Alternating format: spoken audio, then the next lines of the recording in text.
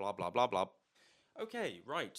Thor: The Dark World. Now, yes, in the last review when I was talking about Iron Man 3, I was talking about like how the Marvel movies haven't yet gotten to that stage where they started to become kind of like conveyor belt movies. Like they just sort of, it was just sort of like, oh, here's another Marvel movie.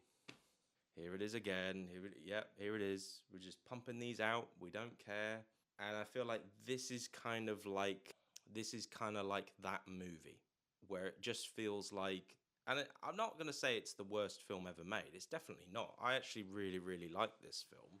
It's entertaining, but it does feel like they just wanted to just make a Thor movie, not because they wanted to make a Thor movie. You know what I mean? It just felt like they had to make a Thor movie because the last one did all right, and obviously the Avengers did brilliantly. It made money at the box office, and so they decided let's make another Thor movie because that's what we want to do, and not let's who do we get to direct? Do we get Kenneth Branagh back? No, let's just get just a guy who will do everything that we tell him to do.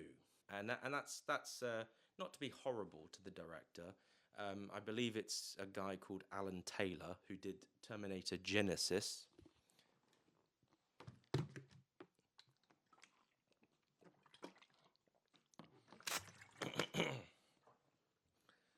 And he also did like episodes of Game of Thrones and stuff. And he's a pretty good, competent director. I'm not bad mouthing him. I'm not saying that he's shit, but he's a sort of a gun for hire director. He doesn't really have like he doesn't really have a style.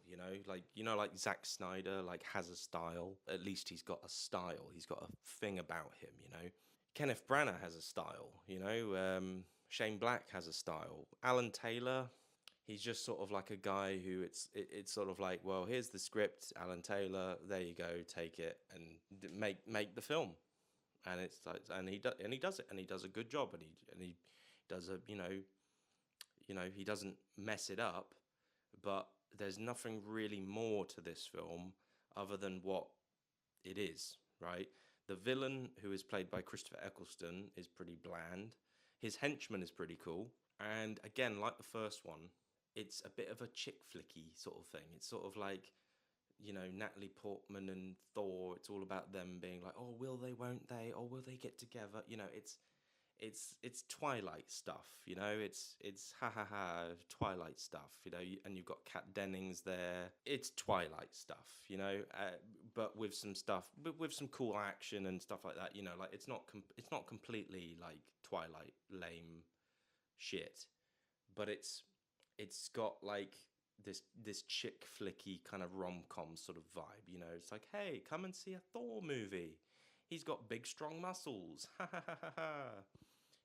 That's what these films are. They're the chick flick films. Again, some people are going to disagree with me there, but I don't know how else to describe them. They're just sort of like, here's this muscle man that you find attractive. We're going to shove him in your face.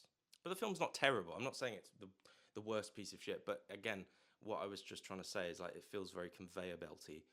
And again, like Iron Man 3, it is a film that is a sequel to the Avengers.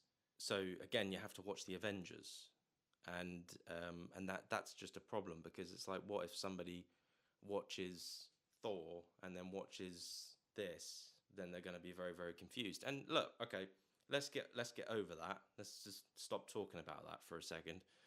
The movie is good for what it's trying to be. It's got some good actors. Stellan Skarsgård's in it. He gets naked and is running around the Stonehenge. You've got Anthony Hopkins, who's always good. He's always good in every film that he's in. Loki is back. I forget who the actress is who plays their mum. I forget her name. But anyway, she's a good actress, and of course, like you got like Rafe Stevenson and the Japanese guy and Lady Sif. They're all back, and the other one. And it's an okay sort of watch. It's an alright. It's a kind of a very mid Marvel mid. It's like there's like a I'll get into like mid Marvel in a minute, but like, like, well, later on when I talk about other mid Marvel movies, like it's this is kind of like the first sort of, well, it's not the first mid Marvel. I'd say Incredible Hulk is kind of like a mid movie as well.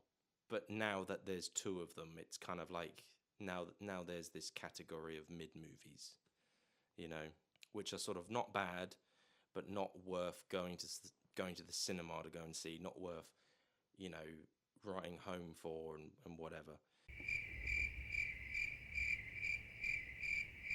But anyway, enough of this film. Enough about talking about this film. It's all right. It's not the worst, right? I don't know what else to talk about. It's a kind of a meh. It's a halfway movie, because there are, I would say, like, sorry to jump ahead, but like the next Thor movie after this one is actually a lot better. But we won't get to that just yet. We've still got to get through a whole load of movies to get to that. Um, but yes, well, let's move on to the next one because I don't know what else to say about it.